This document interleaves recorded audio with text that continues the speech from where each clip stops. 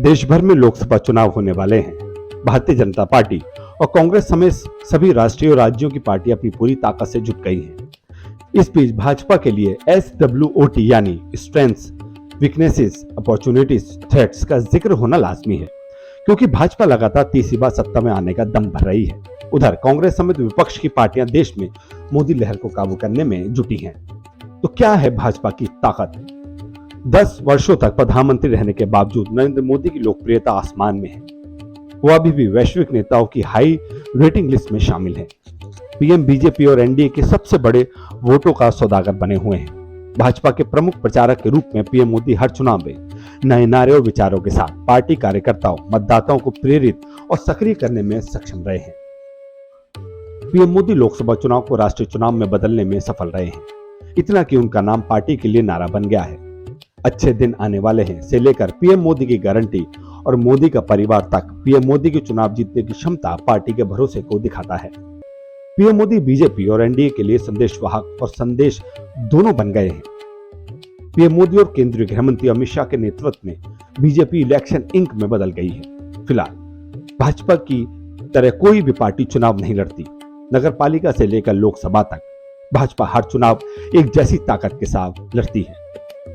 पन्ना प्रमुख, मेरा बूथ सबसे मजबूत जैसी नई सोच के साथ भाजपा ने भारत में चुनावी लड़ाई को पूरी तरह से कॉर्पोरेट बना दिया है। नई भाजपा अपनी विचारधारा और सांस्कृतिक एजेंडे को लेकर काफी उत्साहित है। अयोध्या में राम मंदिर का भव्य उद्घाटन इसका ताजा उदाहरण है। भाजपा के लिए हर मंदिर का जीर्णोद्धार उनके सांस्कृतिक पुनरुत्थान का एक अभ्यास है। अनुच्छेद 370 को सफलतापूर्वक निरस्त करना और CAA को लागू करना भाजपा को अपने वैचारिक एजेंडे को आगे बढ़ाने ऐसे ही राजनीतिक लाभ देने के आत्मविश्वास को दर्शाता है। विशेषकर गरीबों के लिए सरकारी योजनाओं को सफलतापूर्वक लागू करना भाजपा के लिए तुरुप का एक इक्का बनकर उभरा है। मोदी सरकार से पहले भारत को खराब योजनाओं वाले देश के रूप में जाना जाता था। नए तकनीकी इनोवेशन और सख्त निगरानी प्रणालियों के साथ पीएम मोदी और बीजेपी अपने पक्ष में एक स्थायी लाभार्थी लहर हासिल करने में सफल रही है। भाजपा की कुछ कमजोरियां भी हैं। इसमें कोई संदेह नहीं है कि पीएम मोदी और अमित शाह के नेतृत्व में बीजेपी ने भारतीय राजनीति के मुख्य ध्रुव के रूप में कांग्रेस पार्टी की जगह ले ली है। अपनी बड़ी सफलता के बावजूद पार्टी को अभी भी भारत के कई हिस्सों में सफलता नहीं मिली है। दक्षिणी राज्यों में चुनौती देना तो दूर की बात है, यहाँ अभी भी भाजपा कोई बड़ा खिलाड़ी नहीं उभर पाई है। इस बार कर्नाटक भी भाजपा के हाथ से निकल गया है। गुजरात, मध्य प्रदेश, राजस्थान, दिल्ली, हरियाणा, बिहार और यहां तक कि कर्नाटक जैसे राज्यों में भाजपा ने 2019 के लोकसभा चुनावों में करीब जीत हासिल की। पार्टी के लिए 2024 में इन राज्यों में अपना प्रदर्शन बेहतर करना काफी कठिन है, क्योंकि यहाँ कहानी संपूर्ण हिंदी पट्टी राज्य की है। इसलिए भाजपा को 2024 के आम चुनाव में एक्स फैक्टर के बिना 370 सीटों के अपने लक्ष्य को हासिल करने में संघर्ष करना पड़ सकता है। राजस्थान और छत्तीसगढ़ विधानसभा चुनाव हारने के बावजूद 2019 के लोकसभा चुनावों में भाजपा ने अपने वोट और सीटों की संख्या में वृद्धि की। इस बार पार्टी ने इन तीनों राज्यों में जीत हासिल की है और स्पीड को बढ़ाया है। इस जीत का असर हम लोकसभा चुनाव के लिए भाजपा की उम्मीदवारों की लिस्ट में पहले से ही देख रहे हैं। पार्टी अपनी संभावनाओं को लेकर बहुत आश्वस्त है। नए चेहरों के साथ प्रयोग करने और यहाँ तक कि उन मंत्रियों को भी चुनाव लड़ने के लिए तैयार और अब तक राज्यसभा में रहकर खुश थे। बीजेपी के लिए खतरा भी कम नहीं है। 2024 के लिए तय हो चुका सौदा पार्टी के लिए सबसे बड़ा खतरा है। इसके कई समर्थकों और विरोधियों के लिए मुकाबला शुरू होने से पहले ही खत्म हो गया है। इससे पार्टी कार्यकर्ताओं और मतदाताओं में एक तरह की आत्मसंतुष्टि पैदा करती है, जिससे भाजपा को कुछ सीटों का नुकसान हो सकता है। ईमानदारी से कहें तो नई भाजपा कोई मौका नहीं छोड़ती और अंत में इसका कोई खास महत्व नहीं रह जाएगा। इंडिया ब्लॉक एक संकट से दूसरे संकट की ओर लड़खड़ा रहा है, लेकिन अगर इसके नेता और पार्टियां एकजुट हो जाएं, तो वे एनडीए को अब की बार 400 पार जैसी ऐतिहासिक जीत से वंचित भी कर सकते हैं। हालांकि भाजपा की इस पर पैनी नजर है। कांग्रेस अगर जनमत सर्वेक्षणों पर विश्वास किया जाए तो सबसे पुरानी पार्टी लोकसभा चुनाव में कैसा प्रदर्शन करेगी, ये तो वक्त ही बताएगा। दिलचस्प बात सिर्फ ये है कि क्या ये 2019 के मुकाबले अपना प्रदर्शन बेहतर कर पाएगी। जहां भाजपा मिशन 370 की बात कर रही है, वहीं क्या कांग्रेस विपक्ष में रहने तक का आंकड़ा पार कर पाएगी।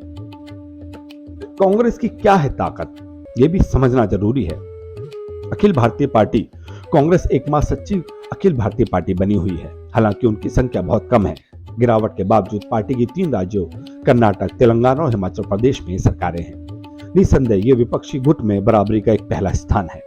2019 के लोकसभा चुनावों में कांग्रेस को 19% से ज्यादा वोट मिले। ये दोहरे अंक में वोट पाने वाली एकमात्र पार्टी थी। इसलिए हार और गंभीर दौर से गुजरने वाली कांग्रेस विपक्षी पार्टियों से बहुत आगे है। पहले भारत जोड़ो यात्रा और फिर भारत जोड़ो न्याय यात्रा हाल ही में कांग्रेस की ओर से बड़ा आयोजन रहा। इसके जरिए कांग्रेस खुद को प्रासंगिक बनाने और कुछ ईमानदारी दिखाने की कोशिश कर रही है। हालांकि जूरी अभी पार्टी के चुनावी भाग्य पर इन यात्राओं के प्रभाव पर विचार कर रही है। पिछले रिकॉर्ड के अनुसार राहुल गांधी पिछले साल से बहुत या कुछ हद तक व्यस्त और सक्रिय हैं। रोड शो, ट्रक की सवारी, आम लोगों से मुलाकात उनके कैंपेन में शामिल रहा। इन आयोजनों में राहुल गांधी ने अपनी पूरी पप्पू छवि से छुटकारा पाने में मदद की है। इन यात्राओं से राहुल गांधी को और कांग्रेस को नुक्कड़ और ड्राइविंग रूम में चुनावी चर्चा में शामिल करने में भी सफल रहे हैं। वैचारिक कवच भाजपा के बाद कांग्रेस ही एकमात्र मुख्यधारा की पार्टी है जो कुछ वैचारिक प्रतिबद्धता का दावा कर सकती है। धर्मनिरपेक्षता और समाजवाद अब चुनाव नहीं जीत सकते, इसलिए कांग्रेस शायद अवसरवाद की ओर आगे बढ़ रही है। कांग्रेस पार्टी करीब 10 वर्षों से ही अपना पुराना राग अलाप रही है। राहुल गांधी बीजेपी आरएसएस गठबंधन की कहानी सुनाते हैं। उन्हें और उनकी पार्टी को पीएम मोदी और बीजेपी से मुकाबला करने के लिए नए नारे और विचार खोजने की जरूरत है। पिछले 10 वर्षों में ज्योतिरादित्य सिंधिया से लेकर मिलिंदा देवगौड़ा तक राहुल गांधी के कई तथाकथित करीबी पार्टी छोड़ चुके हैं। राहुल के प्रति निष्पक्ष रहे लोगों में कई वर्तमान मुख्यमंत्रियों में से कई पूर्व कांग्रेस सदस्य हैं। उन्होंने उनके समय से पहले ही पार्टी छोड़ दी, लेकिन राहुल के नेतृत्व में निकासी बहुत हुई। यदि वह प्रवृत्ति जारी रही तो जल्दी हमें कांग्रेस मुक्त भारत और कांग्रेस युक्त विपक्ष मिल सकता है।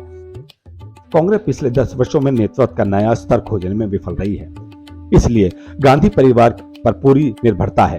मल्लिकार्जुन खड़गे पार्टी अध्यक्ष हैं, फिर भी सभी निर्णय गांधी परिवार या उनके परामर्श से ही लिए जा रहे हैं। इससे पार्टी में नेतृत्व का विकास रुक रहा है।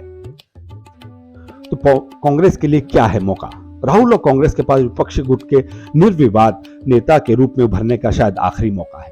अगर पार्टी 2024 के लोकसभा चुनाव में अपनी सीटें और वोट शेयर बढ़ाने में कामयाब हो जाती है तो वो पीएम मोदी और बीजेपी का असली विरोधी होने का दावा कर सकती है। इससे राज्य चुनावों के दौरान मुस्लिम और अन्य विपक्षी वोट हासिल करने में मदद मिल सकती है। अगर राहुल गांधी और कांग्रेस नहीं तो कौन पीएम मोदी और बीजेपी के लिए चुनौती पेश कर सकता है? जब भी कोई एक पार्टी हावी हो जाती है, जैसे कि अतीत की कांग्रेस और वर्तमान में मोदी के नेतृत्व वाली भाजपा, तो हमेशा एकजुट विपक्ष की बात होती है। लेकिन कांग्रेस के बिना एकजुट विपक्ष क्षेत्रीय नेताओं और पार्टियों के जमावड़े के अलावा और कुछ नहीं। यदि ममता बनर्जी के नेतृत्व वाली टीएमसी पश्चिम बंगाल में सभी लोकसभा सीटें जीतती है तो वो मात्र 42 सीटें होंगी।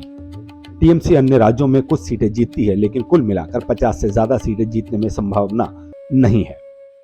तमाम कोशिशों के बावजूद आम आदमी पार्टी दिल्ली और पंजाब से आगे नहीं बढ़ पाई है। सबसे गंभीर स्थिति में वो अधिकतम 30 से 40 सीटें जीतने की उम्मीद कर सकती है। डीएमके तमिलनाडु में सभी सीटें जीत जाती है तो वो सिर्फ 39 तक पहुंच सकती है। पूरे भारत में 5 या 10 सीटें और जोड़ दे तो उसकी संख्या केवल 50 के आसपास होगी। एसपी और बीएसपी यूपी में 100% स्कोर करते हैं तो 80 लोकसभा सीट जीत सकते हैं, लेकिन 2004 के लोकसभा चुनाव में सपा की सर्वश्रेष्ठ 36 सीटें, 2009 के लोकसभा चुनाव में बसपा की 21 सीटें थी। कांग्रेस के लिए कहां है खतरे की घंटी? कांग्रेस इस बार अपने अस्तित्व की लड़ाई लड़ेगी। यदि पार्टी 2019 के मुकाबले अपनी पार्टी और सीटों में सुधार करने में विफल रहती है तो यह बेहतर गिरावट की ओर जा सकती है और भाजपा का कांग्रेस मुक्त भारत का नारा वास्तविकता बन सकता है। गांधी परिवार के लिए करो या मरो की स्थिति कांग्रेस की किस्मत नेहरू गांधी परिवार की अपील के अटूट रूप से जुड़ी हुई थी, जो धीरे धीरे ही सही अब खत्म हो रही है। गांधी परिवार अपने गढ़ में हारा है। राहुल गांधी ने अमेठी छोड़ दिया है। सोनिया गांधी राज्यसभा चली गई हैं। प्रियंका गांधी रायबरेली से लड़ेंगी या नहीं, इस पर अभी भी सवालिया निशान बना हुआ है। यदि गांधी परिवार अपने लिए चुनाव नहीं जीत सकता तो क्या वे पार्टी का नेतृत्व कर पाएंगे? ये सवाल आज हर किसी की जुबान पर है। करिश्माई नेताओं की गैर मौजूदगी के कारण गांधी परिवार पार्टी की कमान संभालने में सफल रहा है। उनके समर्थकों ने कार्यकर्ताओं को आश्वस्त किया है कि गांधी पार्टी को एकजुट रखे हुए है। आज के लिए इतना ही। ज्यादा खबरों के लिए देखते रहिए वी नेशन न्यूज।